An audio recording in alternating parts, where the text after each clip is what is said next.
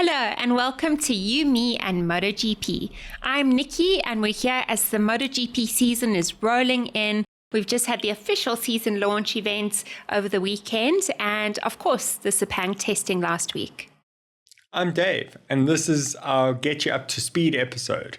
We had the official Sepang test as well as the Shakedown test. And up next is the Buriram test. We're in the sweet spot where the paddock has just enough data to start to panic, but not enough data to firm up their decisions. Now, Sepang gave us plenty. We saw Ducati setting the reference. We saw Honda more competitive than we've seen them in a fair amount of time. And of course, Yamaha, before the season's officially started, has had their first major setback of the year. Plus, 2026 is the last year of the 1000cc era before the big rule changes take effect next year. And everyone's trying to do two jobs. They're trying to win this year while laying down the groundwork for next year's bike. So in today's episode, we're going to touch on the 2026 rider lineup, the Sepang results, as well as what's happening in the Buriram test. And we're also going to do our rumor mill. It's going to be a great episode. MotoGP. Speed and passion, no brakes, full throttle engaged, got the whole track lit, every corner blaze, from the starting grid to the checker flag race. We talking stats, talking championship pace. Dave and Nikki on the mic, feeding pure race speed. It's you, it's me, it's you, me and MotoGP.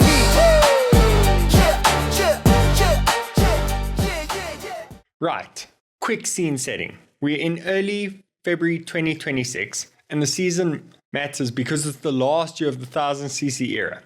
There's going to be a big rule reset coming for 2027. And also important to note that there's an engine specification freeze for 2026. Essentially, the engines that they were using in 2025 are what they're going to be using this year. So when there are issues, you can't just fix it. The one team that is not impacted by this is Yamaha. That's due to the concession rules that gives them an advantage to try level the playing field. So we've got a season lined up of 22 races across the globe. For the first time in over 20 years, we're returning to Brazil.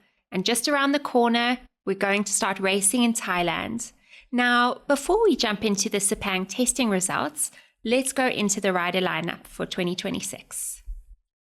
Let's start with the reigning world champions, Ducati Lenovo. They have an incredibly strong pairing with Marc Marquez and Pecco Bagnaia. Marc is the reigning champion who scored an incredibly dominant 545 points last year, and he won the title in Japan in September. We were lucky enough to be there to watch it live. And he has been unable to ride a bike since October, where he got injured and needed surgery on his shoulder. Marc's Sepang best lap time was 156.789, and his teammate Pecco Bagnaia, who also showed flashes of brilliance last year, but was plagued by inconsistency and poor form, set a Sepang testing time of 156.9. So overall, the teams look incredibly strong. What will play out is whether Pecco can keep that mindset for the rest of the year. Absolutely. The storyline is starting to write itself. We know Pecco has come from a really, really difficult 2025, and now his sort of arch nemesis, his teammate Marc Marquez, comes back on the bike after 2 months off and sets a speed faster than him. Now, Dave, from this initial few days of testing, I know we haven't seen a whole lot, but what do you think Pecco's season is going to amount to? What it amounts to, I'm not sure, but if he can remain consistent and finish in the top 4, top 3 consistently where his pace has shown he can easily do it, there's no reason why at the end of the year he should not be fighting for the world championship. Absolutely. It's definitely a mental game, which is one of the biggest challenges we see the riders compete with. Next up, we have Gresini. So we have a returning lineup of Alex Marquez and Fermin Aldeguer. Now, Alex Marquez is coming off a monster 2025 season. He came second in the season behind his brother at 467 points, and he's the fastest rider in Sepang in the official testing. He was 0.1 off the official lap record, which is currently held by Pecco. Now, Aldeguer didn't test during Sepang. As you may have heard, he suffered a broken femur during some pre-season testing in Valencia. So he did report that his recovery is going well, but we know a leg break is a huge injury to recover from, takes time. So we certainly won't see him for the start of the season, which is a huge disappointment for someone who really showed how he's willing to compete by the end of 2025. I mean, Alex has openly said that he will know where he's riding or which team he's riding for in 2027 before the first race kicks off in a few weeks' time. And that tells you how popular he is and how people value his performance. Nikki, when someone tops the test like that, how much do you believe it translates to the season? Well, I mean, it's an incredible baseline, and it shows us that Gresini does have the speed.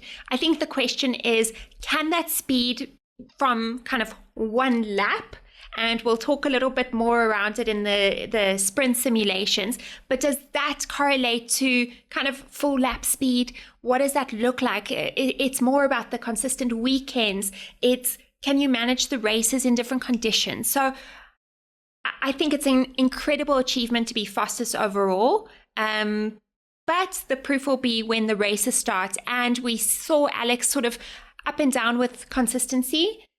So if he can stay consistent, if he can push in these different conditions, I think we've got a good competition coming our way. Absolutely. And now on to the other Italian manufacturer, Aprilia, who have Marco Bezzecchi and Jorge Martin at the helm. Jorge Martin unfortunately had to undergo surgery in December on his 2 injuries from last year, and they just can't seem to catch a break, Aprilia and Jorge Martin. So he's missed out the 2 tests so far. When he comes back, he'll definitely take time to build up speed. Whereas Marco Bezzecchi, who finished 3rd in 2025, his Sepang time, he was 2nd fastest overall in the test. He's looking incredibly strong, and he's extended his contract with Aprilia.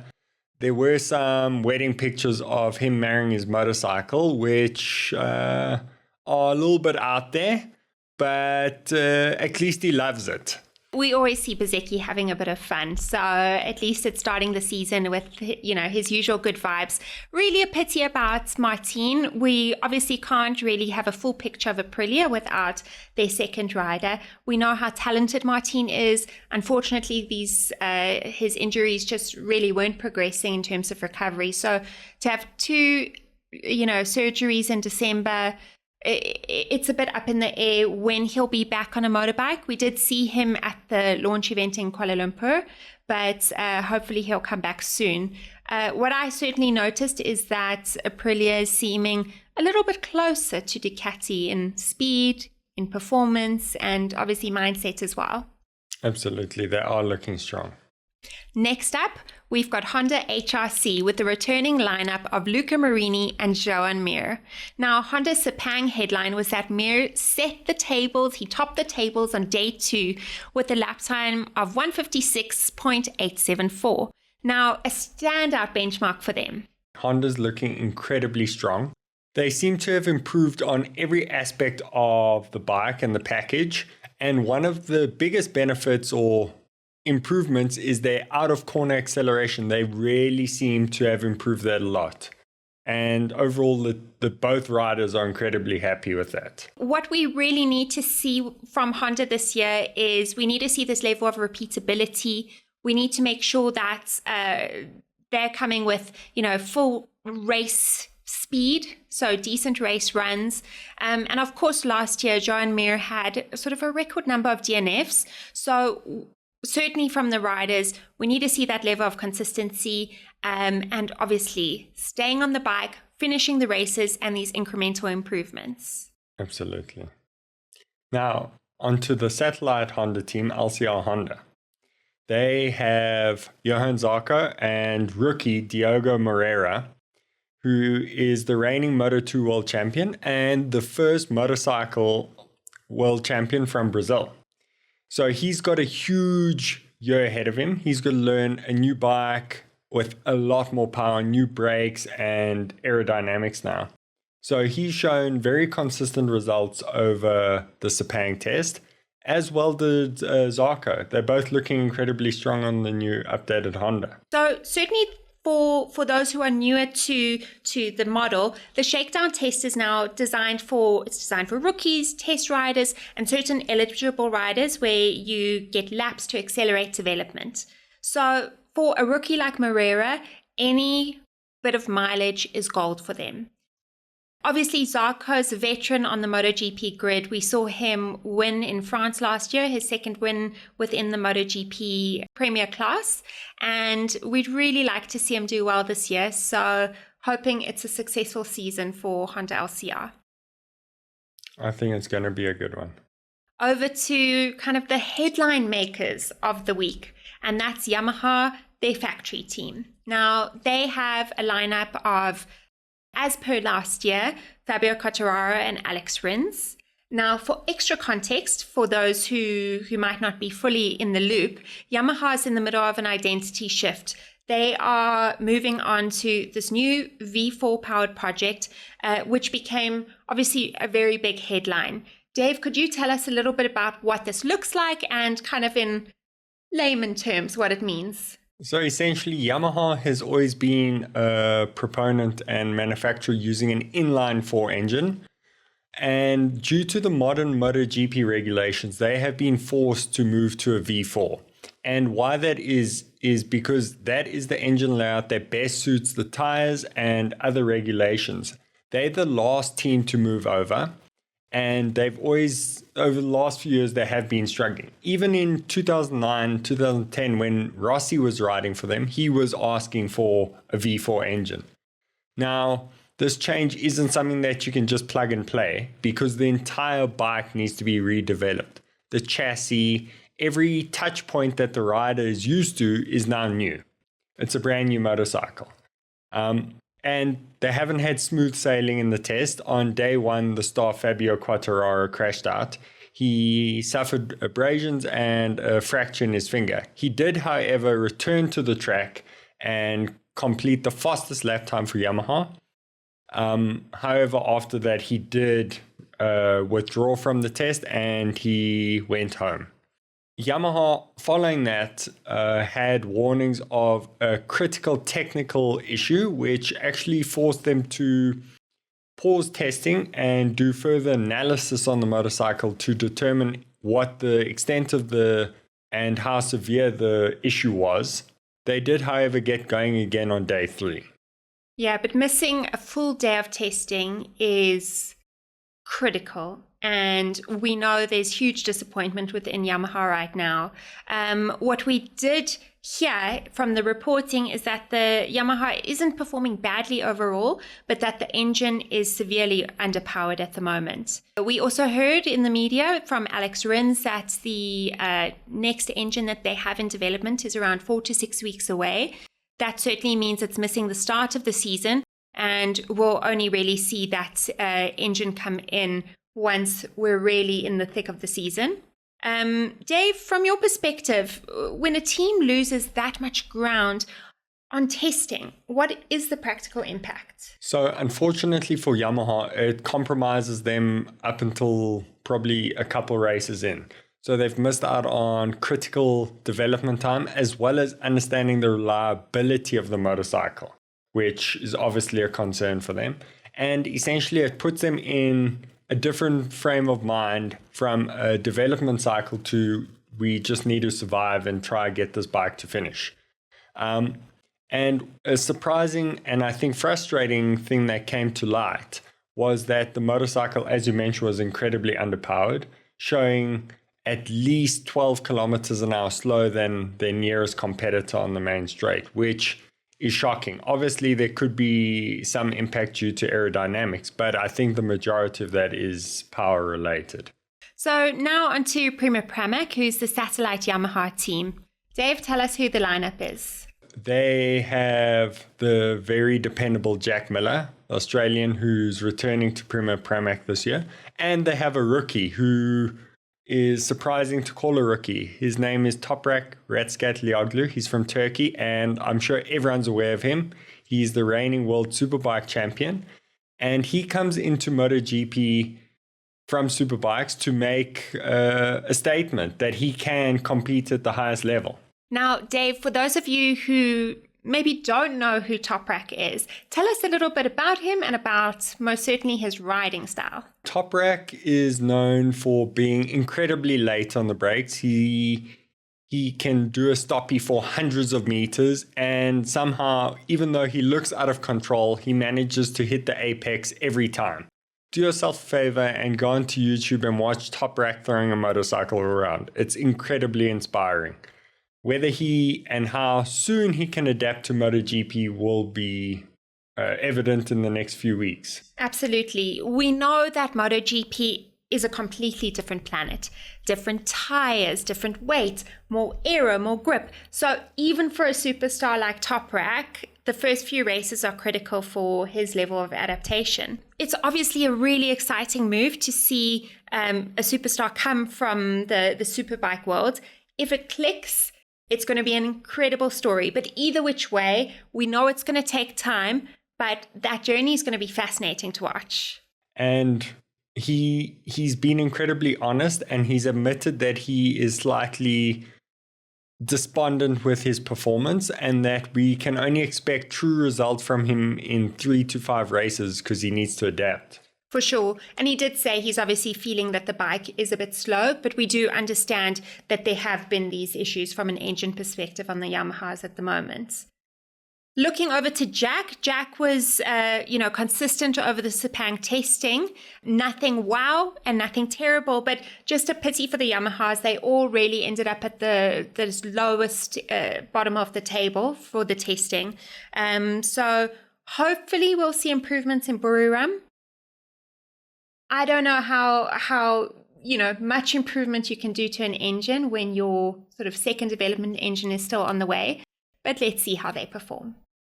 Now we'll go over to VR46. So VR46 has a returning lineup of Fabio Di Gianantonio and Frankie Morbidelli. They showed their colors last year, performed really, really well. What we saw in the Sepang testing was Di Gianantonio had a strong performance. He was second on day 1, third on day 3. Morbidelli was right there too. He was second on day 2 and 6th on day 3. So we know that they are a really strong team. They're on a strong bike. The question is, can they turn this kind of presence into consistency over the season?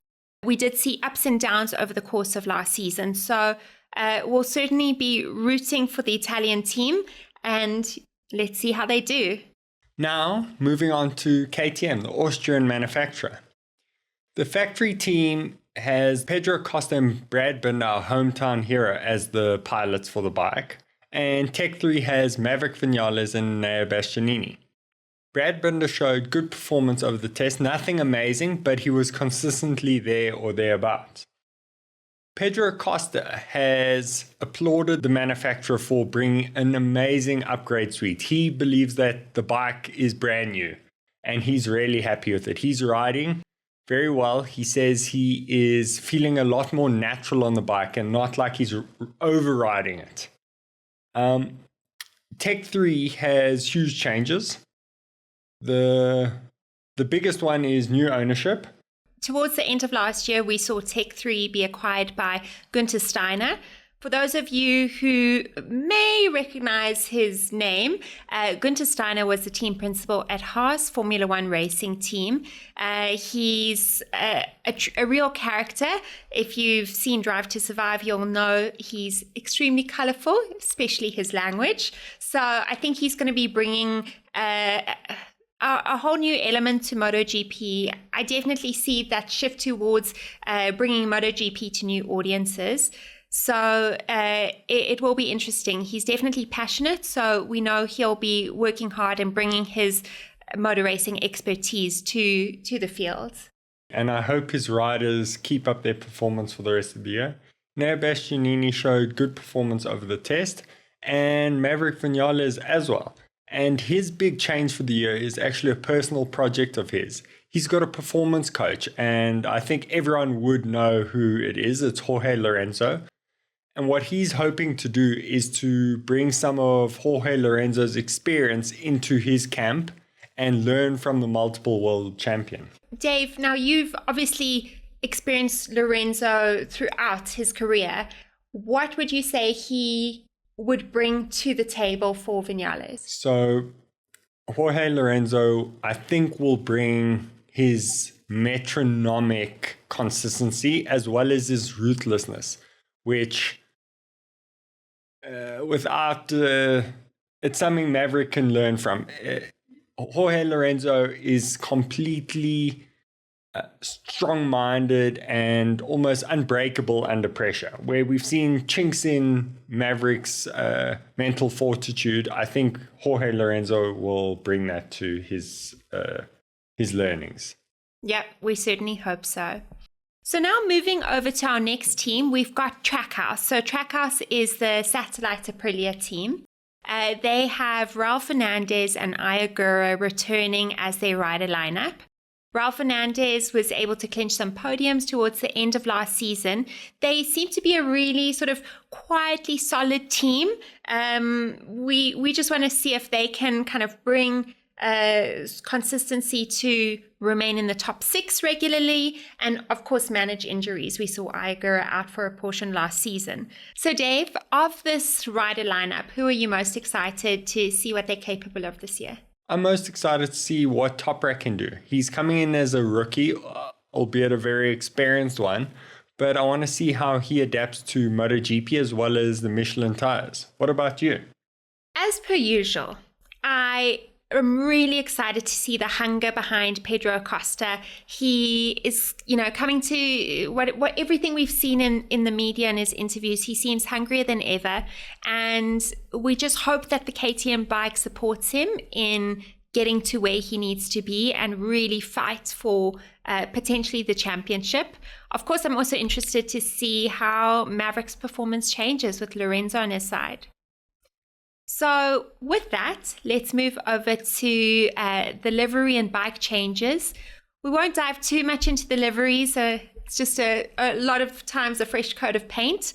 Dave, what would you say? More interesting is what's under the paint. So a lot of teams have turned up with visible aero changes as well as changes to the chassis, even though the engine spec is frozen for this year. That is kind of the real story around bike development. It's very subtle this year. So not everyone, as you say, can make these big changes because of the engine freeze, except for Yamaha. They have their concessions. So a lot of gains are coming in these subtle ways: aero refinement, rear grip, tire life management. But I'm certainly not the technical guru. So let's take it over to you, Dave. Take us through what you've seen so far. Just a caveat, I don't know if I'm a technical guru, but I'm definitely somewhat informed. So we're going to look at it manufacturer by manufacturer. And Ducati are definitely refining rather than reinventing. The talk is they're leaning towards using their 25 aero front fairing and the updated side fairings, which are essentially a twin wall fairing with the internal part being where the aerodynamics sit.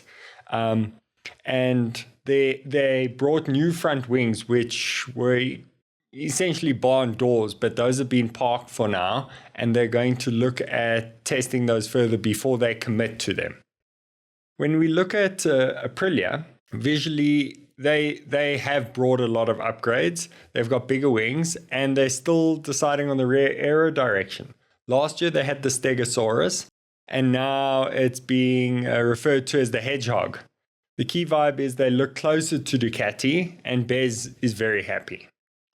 KTM have also brought various upgrades. They have added leg wings similar to what Aprilia was using last year, which helps in braking stability, as well as bringing a new rear swing arm, which the riders are very happy with. And the purpose of the rear swing arm is to improve tire life and tire management. When we look at Honda, they haven't made drastic changes in any one area, but the entire bike is probably very different, and the riders are very grateful for that and are showing it in their speed. One of the big points is the Honda is able to exit corners much better with increased rear traction. So I guess the key takeaway of what you're saying is that the rival factories are looking closer than ever to Ducati, especially Aprilia. We could certainly sense the confidence level in the paddock. The fact that people are talking about aiming for a 156 is quite crazy, but we're also seeing a level of restraint as well. Not so many drastic changes, and that's why all those little details matter around grip and stability and the predictability of the bike. But if we look at, for instance, KTM's sprint sim story, Bastianini was roughly a second per lap slower than Pecco Bagnaia when you look at their sprint comparison, which is a huge gap at this level. Quite concerning, and KTM will certainly go back to the drawing board, I'm sure, and look at how they can improve that. What we saw with Honda as well was a lot of what people were sort of saying as cautious optimism. Their shakedown looked decent. Mir looks strong in the testing, and the emphasis on rear grip and acceleration is exactly what you'd expect from a manufacturer trying to turn from sort of that one good lap into one good weekend. Right. Bike's done. Aero gossip logged. And now we go back to the thing that never lies for long, the lap times. The official Sepang test day by day top 10. So on the first day, we look at Mark was P1 with a 57.0. Then Di Antonio, Vinales, Alex Marquez, Bezzecchi, Marini, Mir, Bagnaia, Quartararo, and Morbidelli.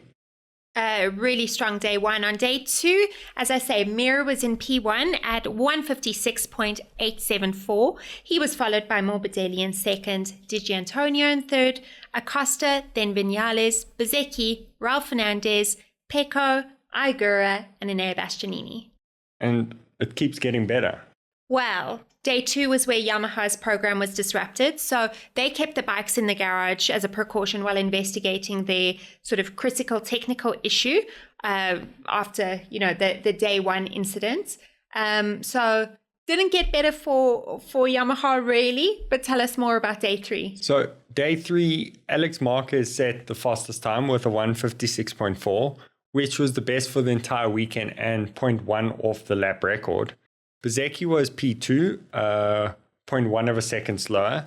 Then it was Di Antonio in third again, Marquez in fourth, Pecco, Morbidelli, Ralph Fernandez, Acosta, Mir, and Bastianini. So we can see the Ducatis are once again all in the top 10. A really strong showing. We also saw a sprint simulation pace. So here we've got sort of an average lap time over a sprint length distance. So it gives you a signal more than just a single hot lap. Top of that list again was Alex Marquez at 158.027. We then had Marc Marquez, Pecco Bagnaia, Frankie Morbidelli, and Fabio Di Antonio. Ducati was strong, but Nikki, when you look at the sprint sim list, what stands out for you? So what stands out for me are two things. The spread at the top is really close. So it kind of shows us that the speeds and the driver pace is getting closer compared to last year where we saw Marc Marquez really miles ahead of everyone. The second, Alex being quickest in the sprint simulation shows us that his testing one lap sprints shows that he's got the potential to have kind of winning race pace as well. So that's really promising for Gresini. They're looking very strong. Now, onto the rumors. What to watch? We have an absolutely buzzing rumor mill. It's been ablaze. So we'll start looking at 2027, but just so that we're careful here, we'll say reported when it's been reported and confirmed where we know it's been confirmed. Starting with the confirmed story, we have Bezzecchi pledging his long-term commitment at Aprilia. We've all seen the wedding pics, and he's been confirmed at a multi-year deal with Aprilia. Now onto the reported, where Pecco Bagnaia has reportedly stated that he has many strong offers and greater opportunities, and it may look like he's leaving Ducati Lenovo. Also, Martin is allegedly finalizing a 2-year Yamaha contract, which will be a big shakeup. Very interesting. The conversation of Yamaha has obviously come up. We saw in the news over the past 2 weeks a lot of talk about Fabio Quartararo and his future. We know over the past year he's been saying that he needs Yamaha to give him a bike that's that will give him the ability to win. He's one of the most talented riders on the grid, and he's looking up in the air for Yamaha in 2027. The rumors are telling us that he's looking at Honda for a 2-year deal from 2027 onwards. Of course, as well, another big story that we've seen are multiple reports that Pedro Acosta will be teammates with Marc Marquez at the factory Ducati team in 2027. So another interesting one, obviously an incredible lineup, but nothing from that perspective is confirmed. And as discussed, Alex Marquez believes he'll have his contract signed before the first race. And I believe he will be the main domino that puts the rest of the cat amongst the pigeons. Very interesting. It's definitely, as they say, the silly season for a reason. I agree with you. I think Alex Marquez is a domino, although I wouldn't be surprised if he sticks with Gresini, although I know your views of him wanting to be at a factory team. From my perspective, I think it's certainly going to be interesting to see what Quartararo decides. It's, to me, quite unlikely that he'll stay at Yamaha. So where does everyone land? It's really an interesting one there. Now onto the Buriram test. So this is the final preseason test before the first race of the season.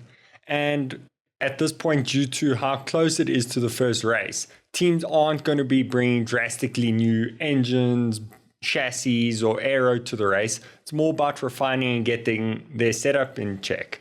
So my watch list for the race, or for the test, I should say, is whether Yamaha can improve on their mileage and reliability and get some stability into the program. This is incredibly crucial when they are trying to build on a brand new engine layout. Secondly, look at whether Aprilia is consistent and how complete they are with their package. I'm not sure how quickly Martin will get up to speed, but it'll be interesting to tell. And then Honda's repeatability. Hopefully that their performance in Sepang wasn't limited to that track, and they can carry that over to Thailand as well. And finally, looking at the strongest team or manufacturer on the grid is how impressive Ducati are if they have a huge gap over their rivals. Yeah, it's going to be an interesting testing period. I'm certainly excited to see the changes for the rookies. So Toprak and Diogo Moreira at Buriram, to see in a different condition how they perform and what we can see from them. And that's a wrap on episode 1, our very first episode of You, Me and MotoGP. And if you've made it this far, we just want to say thank you. Genuinely, we are so happy to have you here, and as part of our conversation, we know there's a lot to keep track of now between these new rider lineups, bike changes, testing data, and of course where everyone's going in 2027. So our goal is to keep you up to speed and obviously have fun doing so. Next episode, we'll break down the Buriram test, which is the final piece in the pre-season testing puzzle before the Thailand opener. That's where teams stop experimenting and commit to a strategy. And if you've got any questions along the way, rider stuff, tech stuff, why Yamaha is doing a V4, send them in and we'll be happy to answer on our next episode. If you've enjoyed the show, please like and follow us on the various social media pages. And if you're feeling very generous, please leave us a review. It helps fellow MotoGP fans find us. And thank you so much for being here. We'll see you in the next one. It's you, it's me and MotoGP. Woo!